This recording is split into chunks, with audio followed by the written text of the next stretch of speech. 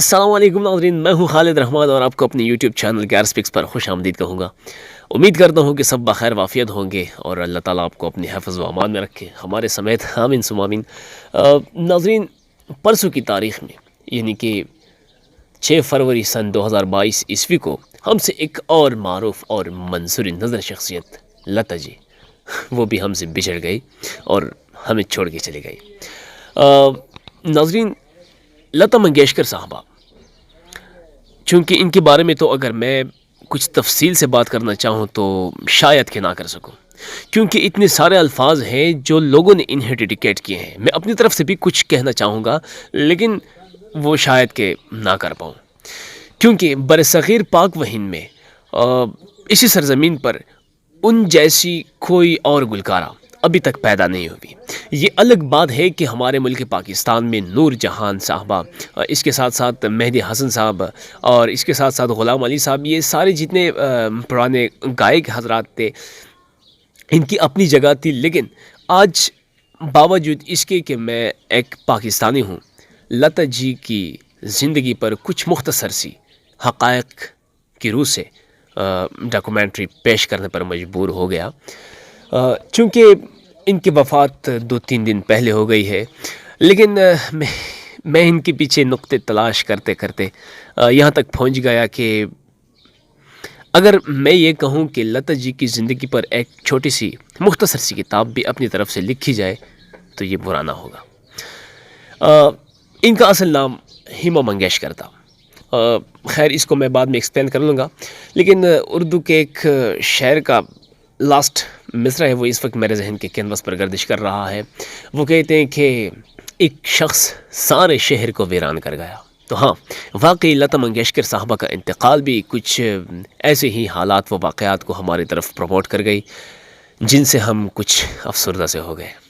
लेकिन फिर भी खैर, मैं इनकी मज़हब पर बात नहीं करूँगा, उनकी फ़नी खिदमात के ऊपर बात कर लूँगा, चाहे वो मज़हब के लिहाज से जो भी थी, लेकिन उनकी फ़नी खिदमात आज तक कोई भी नहीं भुला सकता। नाज़रीन, लता जी की ज़िंदगी पर कुछ मुख्तसर से डॉक्यूमेंट्रीज़ जो मैंने लिखे थे, उनकी तरफ से कुछ मुख्तसर से पेशकश आप लोगों के सामने से पेश करना चाहूँगा। लता जी का असल नाम हेमा मंगेशकर था, जो कि इंदौर, भारत में 28 सितंबर सन 1929 ईस्वी को पैदा हुई थी। इसके साथ और 6 फरवरी सन 2022 ईस्वी को breach candy hospital trust Mumbai में इंतकाल कर गई। इसके साथ साथ गायकी के मैदान में राज करने पर उन्हें दुनियाई सकाफ़त ने 3 बड़े बड़े खिताबों से नवाजा। वो खिताबात भी आप लोगों के सामने पढ़ रहा हूँ। वो थी जनाब क्वीन ऑफ मेलोडी 1, नंबर 1, ये पहला खिताब था जिनसे उन्हें नवाजा गया था। दूसरा खिताब उन्हें दिया गया था नाइटिंगेल ऑफ इंडिया, बिल्कुल इसमें भी कोई शक नहीं है। और तीसरी खिताब से जो वो नवाजी गई थी वो थी voice of the millennium. Voice of the millennium ये आखिरी खिताब थी जिनसे उन्हें बेस्ट परफॉर्मेंस पर नवाजा गया था। लेकिन इनकी ज़िंदगी जो थी वो पूरी की पूरी बेस्ट परफॉर्मेंस पर मबनी थी, क्योंकि उन्होंने अपनी पूरी लाइफ में कोई ऐसा आइटम नहीं गाया, कोई ऐसा गाना नहीं गाया जिसकी वजह से कोई बोर हो। यार, मजाल भी नहीं है कि उनकी गाए हुए आइटम्स पर कोई अपनी लाइफ में एतराज़ या नुक्ताचीनी का नुक्ता उठाए। अच्छा, इसके साथ उन्होंने मरते दम तक शादी नहीं की। ये एक हकीकत भी है जिसे मैंने इस डॉक्यूमेंट्री का हिस्सा बना लिया। और ताहम इस बात की असलियत तो अभी तक मालूम ना हो सकी। अलबत्ता ये कहा जा सकता है कि उनकी दोस्ती मशहूर इंडियन क्रिकेटर राज सिंह डंगरपुर से थी। एक बात इससे मुतल्लिक मेरे जहन के कैनवस पर इस वक्त गर्दिश कर रही है कि उन्होंने शादी अभी तक क्यों नहीं की। यार, ये सवाल इतना छोटा सवाल नहीं है।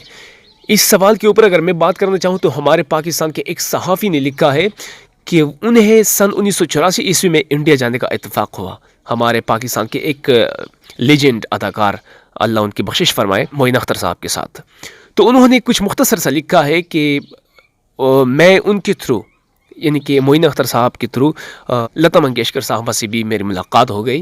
लेकिन उस वक्त वो इतनी मसरूफ़ थी, शायद किसी सॉन्ग्स रिकॉर्डिंग में मसरूफ़ थी और वो वहाँ पर स्टूडियो में मौजूद थी کہ وہ اس وقت ان کا لکھا ہے کہ وہ تو مجھے وقت نہیں دے سکتی تھی، لیکن پھر بھی میں نے چاہا کہ ان کی لائف کے متعلق میں کچھ مختصر سا جان سکوں۔ بہرحال لتا جی سے سلام دعا کے بعد انہوں نے لکھا ہے کہ میں نے سوال کیا کہ لتا صاحبہ اگر آپ برا نہ مانیں تو ایک سوال ہے میرا، ان کا جواب آپ دینا مناسب جانیں گے یا نہیں؟ تو انہوں نے کہا کہ جی بالکل کہیں۔ تو انہوں نے کہا کہ میں نے لتا جی سے سوال کیا کہ لتا صاحبہ آپ نے آج تک یہ شادی کیوں نہیں کی؟ کیونکہ یہ میڈیا والوں کے لیے بلکہ پوری دنیا کے لیے یہ ایک معمہ بن گیا ہے کہ لتا جی نے آج تک شادی کیوں نہیں کی۔ تو صحافی صاحب نے یہ لکھا ہے کہ میرے اس سوال پر لتا جی مقامی ہندوستانی عورتوں کی طرح کچھ دیر تک ہنسی، پھر انہوں نے جواب دیا کہ آپ بھی یار بڑے سادے ہیں، جو گھریلو لوگوں کی طرح سوال کرتے رہتے ہیں۔ پھر انہوں نے کہا کہ لتا جی کا جواب یہ تھا کہ میں نے اپنی پوری لائف فن کے لیے مختص کر دی ہے، اور اس کے ساتھ ساتھ میرے چھوٹے بہن بھائی ہیں، میں ان کی ایز اے مادر یعنی ماں کی طرح پرورش کرتی رہتی ہوں، تو اسی لیے فن اور ان لوگوں کی پرورش میں اس قدر مصروف رہی کہ مجھے شادی کرنے کا موقع ہی نہ ملا۔ تو یہ میڈیا والوں کے سامنے اور دنیا کے سامنے جتنے انہوں نے لائف سوالات کے جوابات میں جو لکھا ہے، جو کہا ہے، وہ یہی جواب ہے۔ بہرحال میں کہتا ہوں اپنے ذہن کے متعلق کہ آج تک یہ واقعی ایک معمہ بن چکا ہے کہ لتا جی کو آج تک شادی کا اتفاق کیوں نہ ہوا۔ لیکن اس پر بھی میں نے کچھ ایک انگلش اخبار میں پڑھا تھا کہ جیسے کہ میں نے کہا کہ ایک کرکٹر تھے جس کا نام راج سنگھ ڈنگر پور صاحب تھے، ان سے ان کی عشق کی کچھ کہانی چل رہی تھی، جس پر راج صاحب ڈنگر پور نے اپنے والد سے لتا جی کے ساتھ شادی کرنے کا اظہار بھی کیا تھا، لیکن ان کے والد نے انہیں منع کیا۔ تو بالکل ہو سکتا ہے کہ انڈیا کی میڈیا نے آج تک اس بات کو ان کی ملحوظ خاطر رکھتے ہوئے یا ان کی عزت کا سوال رکھتے ہوئے شاید اسی کو پرسنل انفو میں دھکیل دیا ہو اور اسے ابھی تک ہائڈ کر رکھا ہو۔ تو خیر اس بات پر ہم آج تک نہ بحث کر بیٹھے اور نہ ہی اس سوال کے متعلق ہم نے آگے کچھ جانا۔ ان کا اصل نام، چونکہ میں نے ویڈیو کے شروع میں یہ کہا تھا کہ ان کا اصل نام تھا ہیما منگیشکر، لیکن ان کے والد صاحب چونکہ وہ بھی ایک اداکار ہی تھے، تو ایک سٹیج اداکارہ جس کا نام لاتیکا تھا، انہی کیٹیگری کا تھا، تو ان کے پرفارمنس سے متاثر ہو کر ان کے والد صاحب نے ان کا نام لتا رکھ دیا، جو آج تک انہیں لوگ لتا لتا کہہ کر پکارتے رہے ہیں۔ اور اس کے ساتھ ساتھ ان کا پہلا گانا سن 1942 عیسوی میں ایک مراٹھی فلم تھی جس کا نام تھا کٹی حسن، اس کے لیے انہوں نے گایا تھا، لیکن وہ گانا آج تک ریلیز نہ ہو سکا۔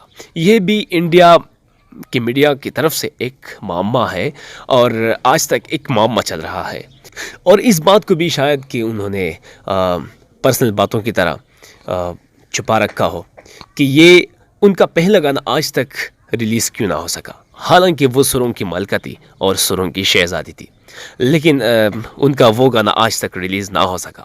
بہرحال انہوں نے قریباً 50,000 سے زائد انہوں نے تقریباً 14 زبانوں میں مختلف گانے گائے۔ یہ بھی اس وقت منہ کی بات ہے کہ 50,000 گانے کوئی بھی بندہ گائے یار۔ ہمارے مقامی سنگر حضرات جو ہیں وہ کوشش کرتے رہتے ہیں کہ ان کی آئٹمز کی جو کوانٹٹی ہے وہ 1,000 تک پہنچ جائے، تو وہ بھی بڑے مشکل سے 3-4 سالوں میں انہیں یہ توفیق ملتی ہے، لیکن 50,000 کچھ ایسا نہیں ہے کہ بس ویسے منہ کی بات ہے۔ تو انہوں نے پوری لائف میں 50,000 گانے کمپلیٹ کیے۔ واہ جی لتا جی کیا کہنے۔ اور اس کے ساتھ ساتھ ایک تو یہ ہوتا ہے کہ بندہ صرف کوانٹٹی کی طرف متوجہ ہو کر اس کے پیچھے اس کا تعاقب کرتا رہتا ہے، نہیں بلکہ ان کی آواز بھی ایسی آواز تھی کہ جیسے میں نے پہلے کہا کہ برصغیر پاک و ہند کی سرزمین پر اس جیسی آواز نے آج تک دوبارہ گردش نہ کی، اور نہ ہی وہ کوئی میں یہ کہہ سکتا ہوں کہ آئندہ آنے والی نسل میں کوئی ایسی آواز پیدا ہو جائے گی۔ بہرحال یہ بھی قدرت کا ایک عطیہ تھا جن کا انتقال ہوا اور بالآخر وہ بھی ہم سے بچھڑ گئی۔ بہرحال میں اللہ ریسٹ ہر سول سیف۔